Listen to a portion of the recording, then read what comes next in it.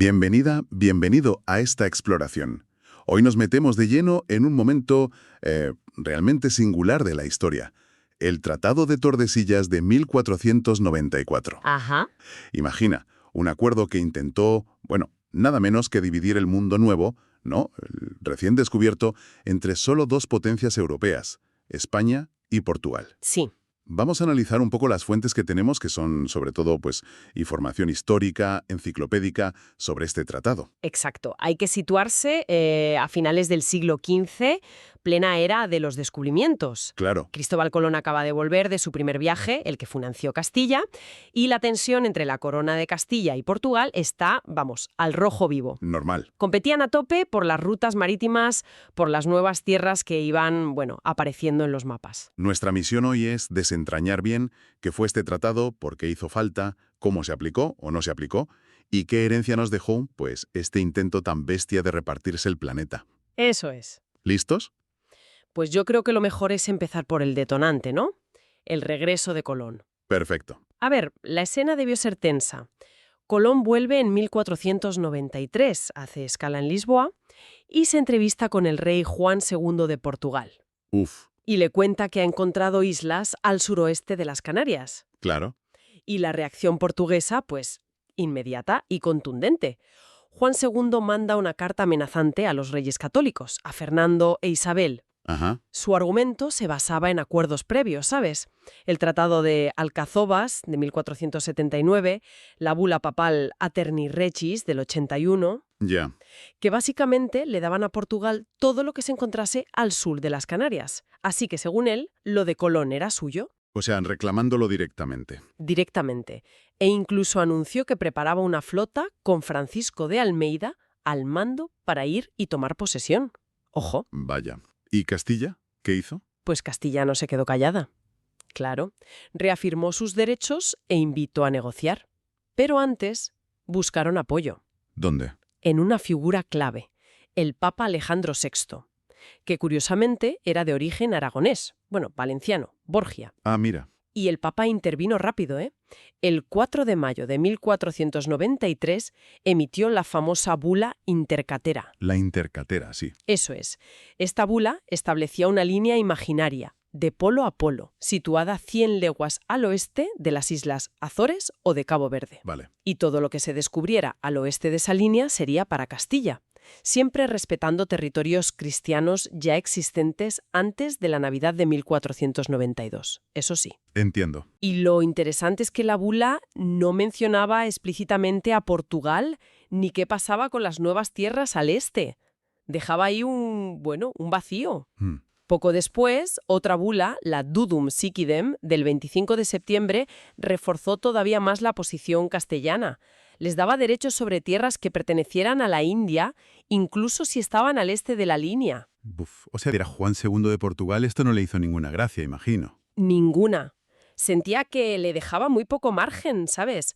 Sobre todo porque su gran objetivo era la ruta a la India, bordeando África. Claro, la que ya casi tenían. Exacto. Ya habían llegado al Cabo de Buena Esperanza.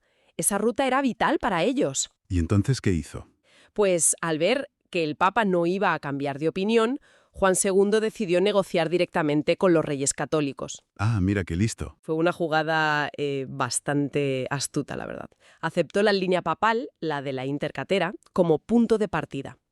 Pero presionó. ¿Y consiguió algo? Y tanto. Consiguió moverla bastante más al oeste, 270 leguas más al oeste para ser exactos. ¿270 leguas? Sí, sí.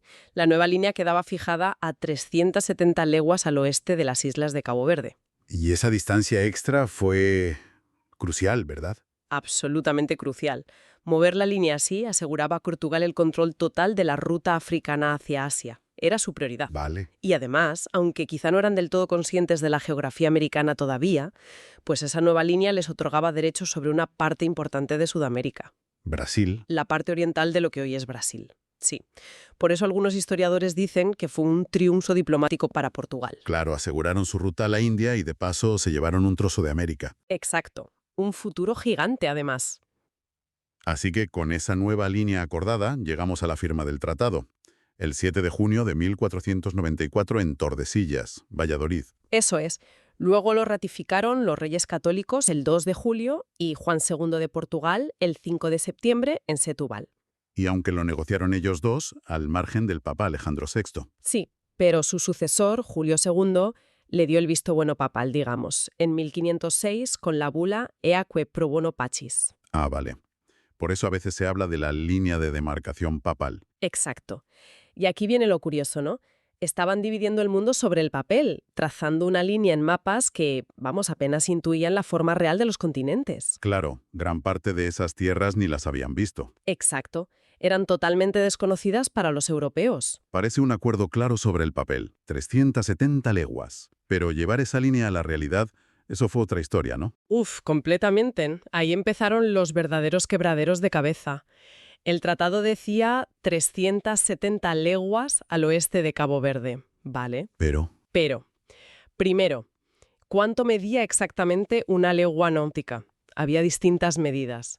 Segundo, ¿desde qué isla concreta del archipiélago de Cabo Verde había que empezar a contar? claro, no es lo mismo desde la más oriental que la más occidental. Exacto.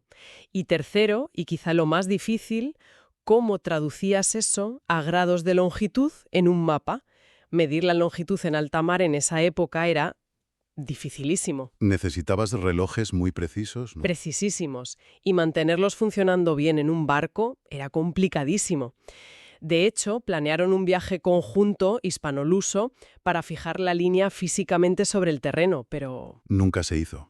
nunca se hizo. Entonces, ¿cómo se aplicó? Me imagino que habría muchas discusiones. Décadas. Décadas de discusiones, opiniones de expertos, cálculos dispares.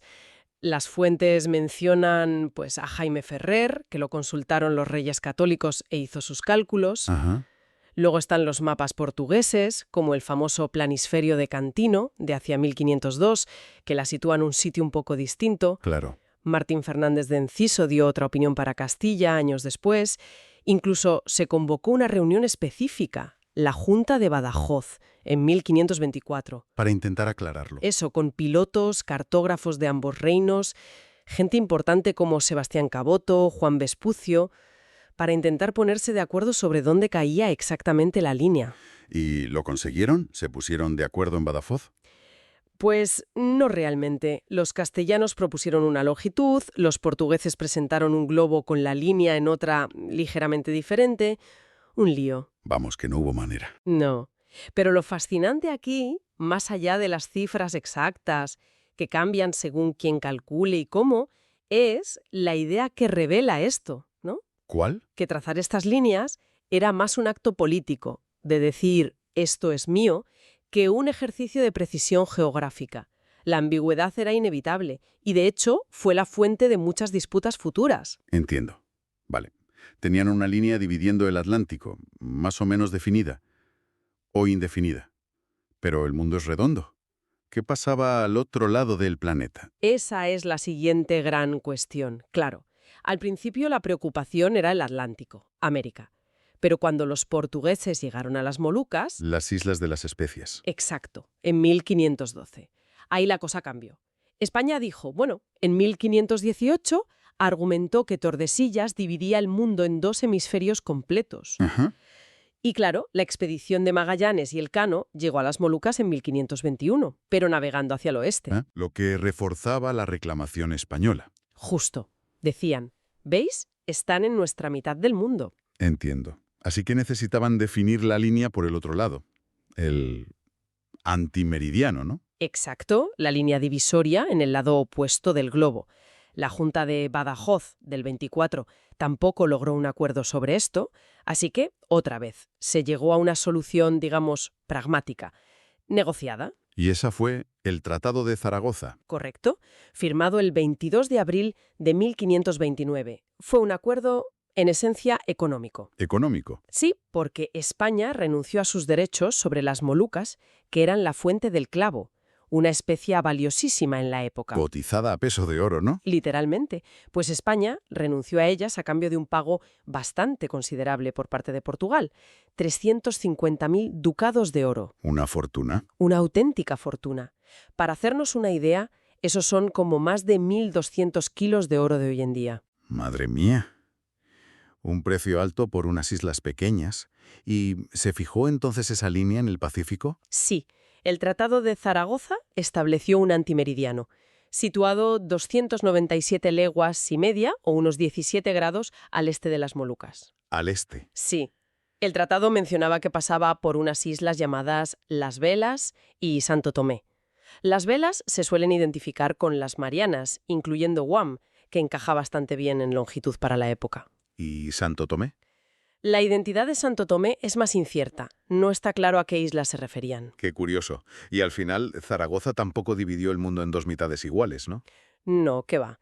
Si calculas los hemisferios con Tordesillas y Zaragoza, el hemisferio portugués salía bastante más grande, unos 191 grados de longitud frente a los 169 del español. Vaya. Pero, bueno, siempre con la incertidumbre de dónde estaba exactamente la línea de Tordesillas, ¿eh?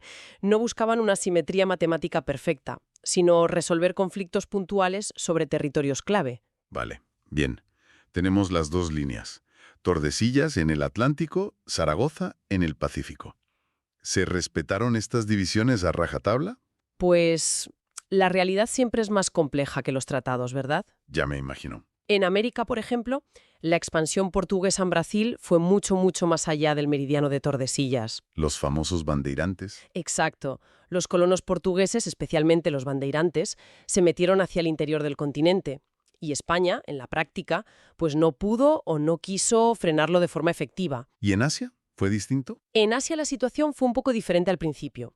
Hubo más tensión alrededor de las Molucas, antes de Zaragoza, claro. Y luego está el caso de las Filipinas, ¿no?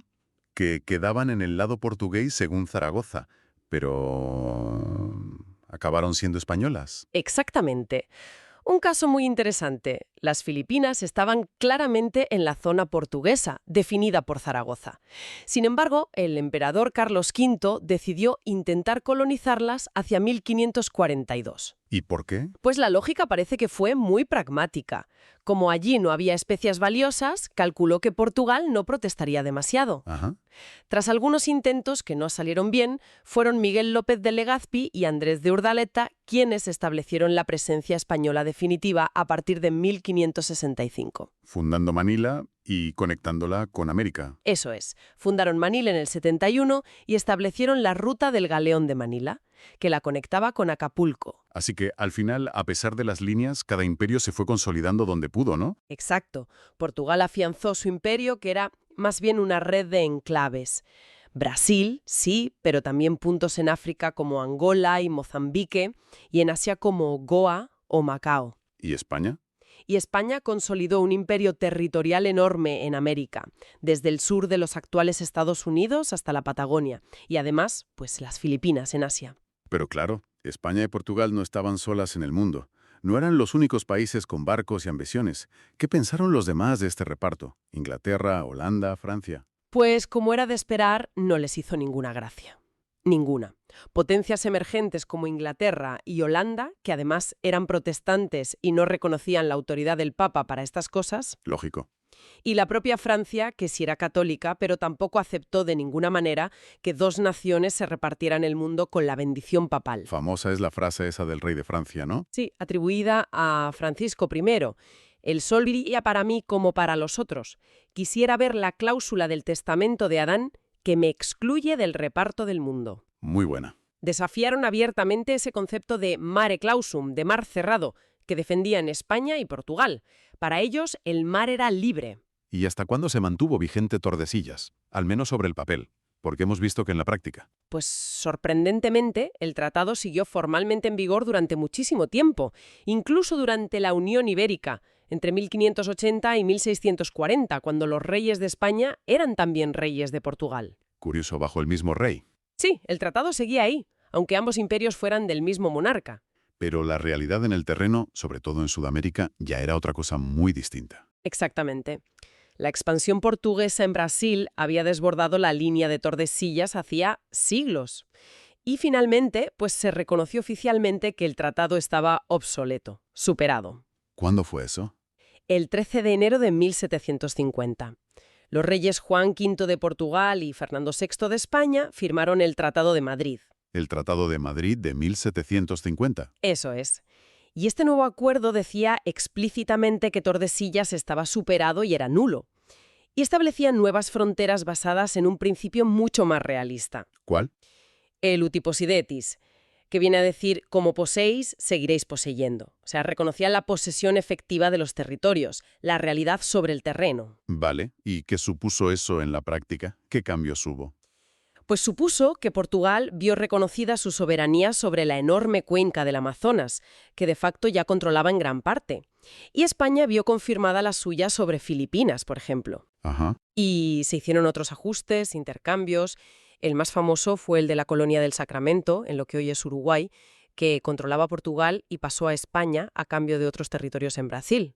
Entiendo. Aunque este Tratado de Madrid también tuvo sus idas y venidas, ¿eh? Se anuló en 1761 por el Tratado del Pardo, luego se reemplazó por otro acuerdo en San Ildefonso en 1777. Pero bueno, simbólicamente, el Tratado de Madrid de 1750 marcó el fin de la lógica de Tordesillas. La realidad de la ocupación había vencido a la línea imaginaria. Es increíble cómo un tratado firmado a finales del siglo XV siguió coleando, aunque fuera para anularlo, casi 3 siglos después. Y hoy en día, ¿qué nos queda de él? ¿Algún legado tangible? Bueno, su importancia histórica es innegable. Por eso, en 2007, la UNESCO lo incluyó en el Registro de la Memoria del Mundo. Ah, mira. Los documentos originales, por cierto, se conservan. Uno está en el Archivo General de Indias, en Sevilla, y el otro en el Archivo Nacional da Torre do Tombo, en Lisboa. ¿Y algún eco más reciente de Tordesillas? ¿Algo inesperado? Pues sí, hay un detalle curioso. En pleno siglo XX, Chile llegó a invocar el espíritu de Tordesillas, esa idea de dividir territorios usando meridianos hasta el Polo Sur, como parte de la argumentación para sus reclamaciones territoriales en la Antártida. No me digas. Sí, demuestra cómo estos viejos acuerdos pueden proyectar su sombra y ser reinterpretados de formas muy inesperadas, mucho tiempo después. Así que, bueno, con esto concluimos nuestro análisis del Tratado de Tordesillas. Un pacto que nació, pues, de una rivalidad intensa y una ambición enorme de dos potencias en plena era de los descubrimientos. Ajá. Un intento audaz, casi temerario, diría yo, de ponerle límites al mundo conocido y por conocer con una línea imaginaria trazada en mapas incompletos. Representa un momento clave, sí, para entender cómo las potencias europeas de la época veían el mundo y su supuesto derecho a expandirse. Se apoyaban en la idea de que explorar te daba derecho, y al principio también en la autoridad del Papa. Claro. Y aunque otras naciones lo ignoraron, y al final fue superado por acuerdos más realistas, basados en la ocupación real, pues sentó las bases para la configuración de los gigantescos imperios coloniales portugués y español. Trazó fronteras y esferas de influencia cuyos ecos, en algunos casos, todavía resuenan hoy. Y nos deja una reflexión final que es inevitable, ¿no?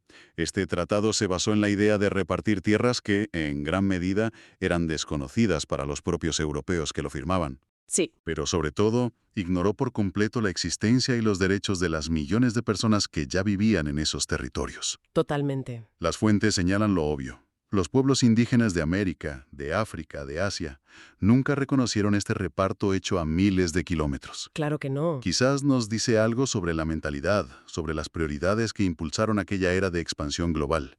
Algo sobre lo que, bueno, sin duda da que pensar. Da mucho que pensar, sí.